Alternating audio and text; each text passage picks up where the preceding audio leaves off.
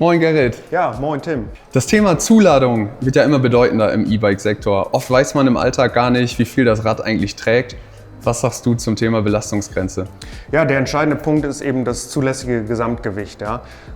Das beläuft sich hier eben nicht nur auf das E-Bike selbst, sondern auch auf den Fahrer, die Zuladung, wie beispielsweise der Kindersitz, ein vielleicht schweres Schloss oder der Wocheneinkauf. Ja. Bei Standardfahrrädern ist die rote Linie oft schnell überschritten und ja, das Resultat kennen viele, das Fahrgefühl ist schwammig und das Material leidet. Gerrit, genau hier setzen wir ja auch an. Neue E-Bike-Modelle, 180 Kilo, was können wir erwarten?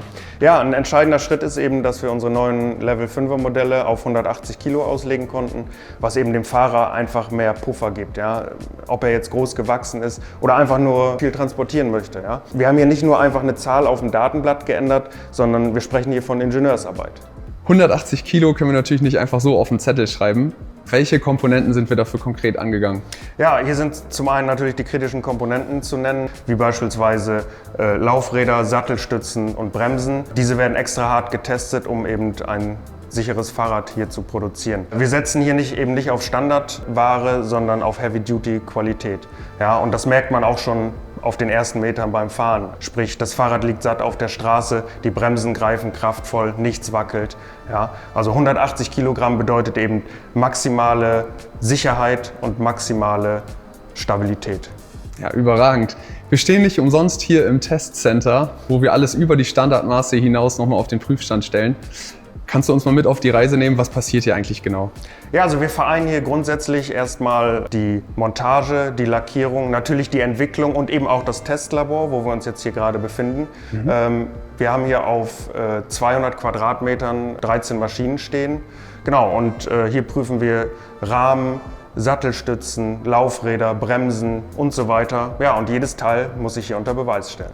Wahnsinn. Wie schaut so ein Prüfverfahren denn genau aus? Wir prüfen hier in 2 Stufen, sprich einmal vor der Serienfertigung. Das heißt, wir prüfen das Musterteil bis zum Versagen. Und erst wenn diese Tests durch sind, können wir das für die Serienproduktion freigeben. Ja, im zweiten Schritt machen wir Random Checks, wo wir dann Teile aus der fertigen Serie uns nehmen und diese auch erneut prüfen. Gibt es hier denn auch so richtige Härtefälle? Ja, wenn wir beispielsweise einen Rahmen prüfen, dann simulieren die Maschinen eben Wiegetritt, Schlaglöcher oder Vollbremsung und ja, das auch teilweise über 1000 Stunden pro Modell. Und deswegen können wir unsere Fahrräder eben auch auf 180 Kilogramm freigeben. Das gibt dem Kunden natürlich Sicherheit, dass das Fahrrad auch den höheren Belastungen standhält. Gerrit, wir könnten das Ganze ja auch auswärtig irgendwo anders testen lassen, machen es aber hausintern. Warum ist das für uns so wichtig? Ja, unser großer Heimvorteil ist eben, dass wir alles hier im Haus haben, wie du richtig gesagt hast. Und zwar, wir können schnell reagieren. Sollte es einem Händler, sollte uns etwas auffallen, wir können am selben Tag noch prüfen, wir können analysieren und dementsprechend auch handeln. Ja? Made in Germany ist für uns nicht einfach nur ein Label, sondern das ist eben die Garantie dafür, dass sich Hunderte von Ingenieursstunden und Millionen von Testzyklen auch einfach gelohnt haben. Ja, wahnsinnig spannend. Gerrit, vielen Dank für die Einblicke. Danke. Sehr gerne.